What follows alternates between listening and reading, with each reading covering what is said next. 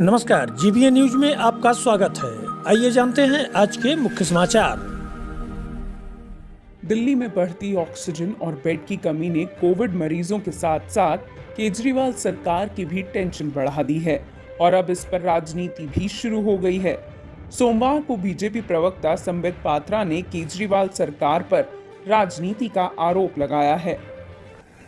Oxygen के हिसाब किताब में कोई एक मरीज अगर ऑक्सीजन की कमी के कारण मरना तो बहुत दूर की बात है बंधु, अगर तड़पता भी है, उसे तकलीफ भी होती है, तो ये मानवता के खिलाफ, ये इंसानियत के खिलाफ जुल्म है। दिल रोता है, हम भी इंसान हैं, तकलीफ होती है, मगर ऑक्सीजन को लेकर राजनीति।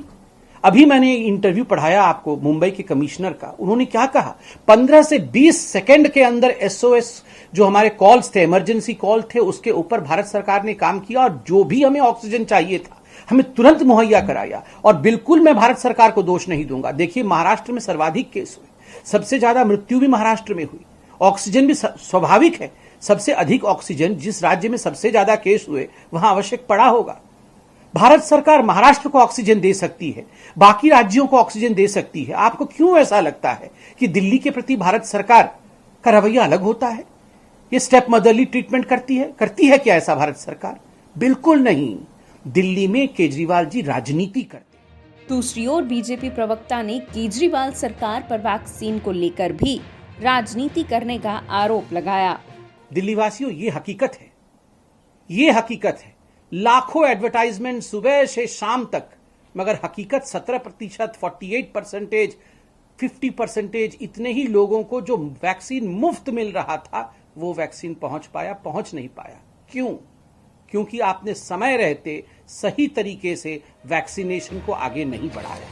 वहीं बता दें, दिल्ली में पिछले कई दिनों से ऑक्सीजन और बेड की किल्लत के चलते कई मरीजों की जान चली गई। दिल्ली सरकार ने इसका संज्ञान लेते हुए कुछ कदम उठाए हैं। सीएम ने सरकार के वरिष्ठ अधिकारियों के साथ बैठक की।